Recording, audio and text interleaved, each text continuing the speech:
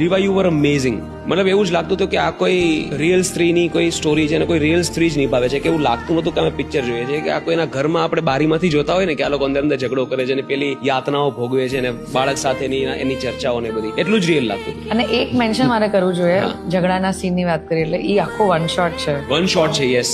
અને એ જે સ્ત્રીની જે તકલીફો, જે યાતનાઓ, જે પ્રોબ્લેમ્સ હતા ને જે હિસાબથી ઝઘડા પણ થતા હતા, કે જયારે પહેલી વાર લાલો દારૂ પીને આવે છે, એમાં ડાયલોગ્સ નથી, એ જે વાત થાય છે કે ખુશી હોસ્પિટલમાં હોય અને તમારા બંને વચ્ચે એક સંવાદ થાય છે, તું પીને આવ્યો એટલે લિપસિંગથી તમને ખબર પડે, એ સીન પણ એટલો નેચરલ લાગતો હતો. એવો કોઈ રેફરન્સ પોઈન્ટ હતો, કોઈને જોયા છે આ ટાઈપનું દુઃખ ભોગવતા, કે ક્યાંથી આ રેફરન્સ પોઈન્ટ ક્યાંથી કાઢ્યો? How do you get into that character? Reference point તો એઝ સચ નથી. એટલે ત્યારે ફિલ્મ શૂટ કરતી વખતે તો અંકિતભાઈ જે ગાઈડન્સ આપતા હોય એ રીતે ચાલતી હતી. અને ફોર્ચ્યુનેટલી કરણ એટલો દાદો એક્ટર છે ત્યારે હું એટલું ઓળખતી પણ નથી, પણ એક એનર્જી પાસ ઓન થાય અને એ તમે જે રિસીવ કરો ને એ તમે આપી શકો સામે, રાઈટ?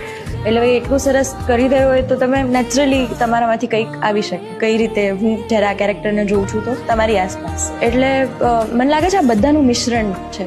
પણ